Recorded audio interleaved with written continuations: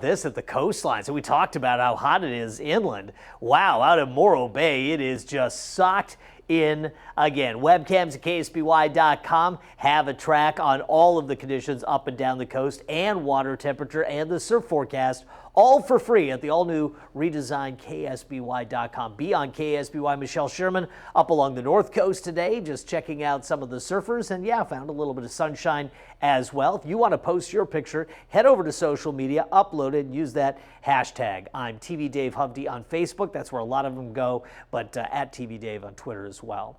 Cecil Horton's view of his thermometer out in Templeton, 100 degrees there. The old school thermometers are just fine. You can use those. Let's take a look at some of the numbers. By the way, really southbound traffic, some issues there around San Luis Obispo. So if you're heading out, prepare for a little slowdown if you're heading south.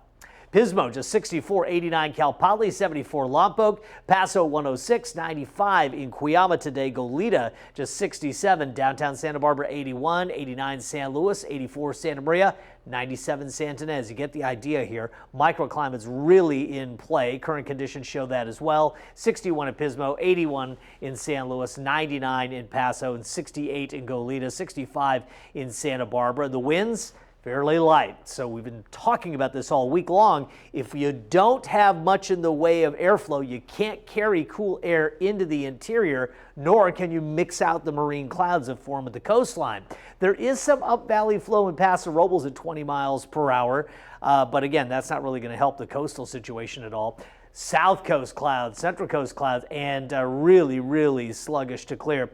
The microclimate model is not actually picking up on the depth of the cloud field, and if anything, what it's suggesting is more cloud cover. So pinned in underneath a ridge of high pressure, we're going to see some very stubborn low cloud cover. In fact, at times, visibilities near beach communities along the 101 could even get under a quarter mile. I wouldn't be surprised to see some kind of advisory, fog advisory, possible night and morning hours. Heat advisories have been posted. San Luis Obispo and Santa Barbara County.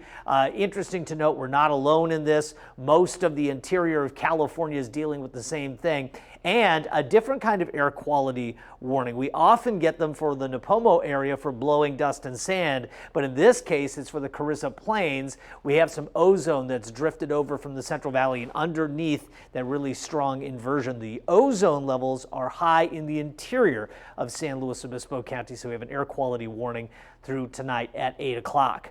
Let's take a look at some of the numbers. Again, tomorrow, I think will be hotter in the interior. 106 Paso Robles, 82 San Luis and Santa Barbara, 72 in Lompoc, and 77 in Santa Maria. Santa Ynez Valley temperatures mid-90s, upper 90s in the Cuyama Valley.